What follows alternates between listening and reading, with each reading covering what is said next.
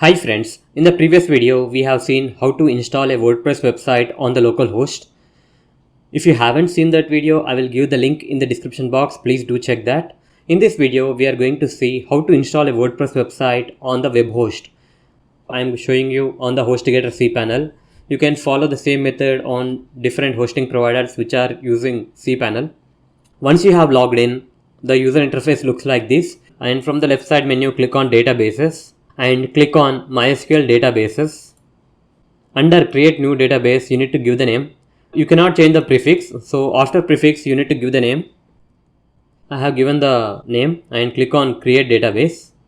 The database has been created. Now you need to create or add a user to this database. Scroll down, under MySQL users, add a new user. As I said previously, you cannot change the prefix, you can simply give the name. I am giving the name similar to the database, and after that you need to set the password and you need to type the password again. After that, click on create user. You will get the message, you have successfully created MySQL user named so and so. After creating the user, you need to link the user to the database.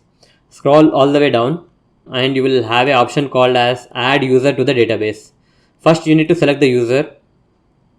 After selecting the user, you need to select the database. Click on add and you need to give all the privileges. Click on all privileges and click on make changes. Now you will get a message. Now you have successfully added the user to the database. Go to the home page of the cPanel. For demonstration purpose, I have created a subdomain. You can use the domain also. From the left side menu, click on Files, click on File Manager and go to the created subdomain folder. After opening the subdomain folder, you need to download the latest version of WordPress.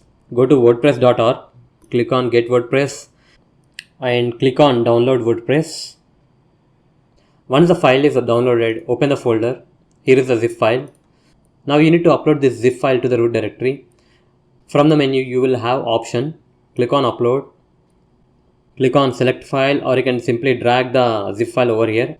I am going to click on select file and select the zip file and click on open. Here you can see that the file is uploaded. Now go to the root directory and refresh the page. Here is the zip file. Now you need to extract this zip file. Select the WordPress zip file and from the menu you will have an option called as extract. Click on that and select the path, click on extract. Now the zip file is extracted, click on close. Here is the folder. All these WordPress files should be in the root directory, not in a subfolder.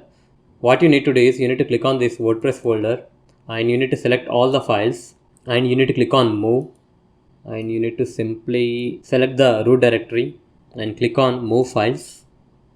Now go back. Now in the root directory you can see all the files. Since there are no files in the WordPress folder, I am going to delete this folder.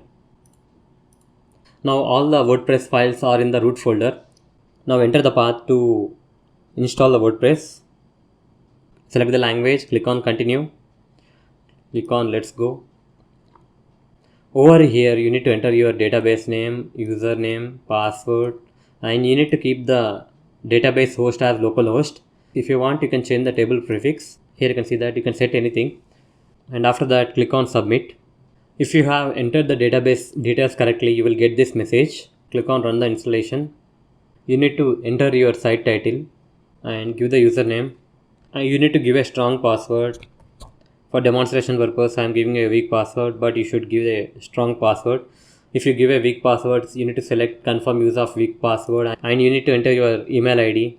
And after that, if you want to discourage search engines, you need to select this option, otherwise leave it and click on install WordPress. Now you can see that the WordPress has been installed successfully. Click on login. You need to enter the username and password. I have given as admin. Click on login. Let's see the front end. Here is the front end. So that's it guys. In this way you can install a WordPress website manually on a web host. In my case it's Hostgator cPanel. So that's it guys. Hope you like this video. Please subscribe to our channel. Thank you.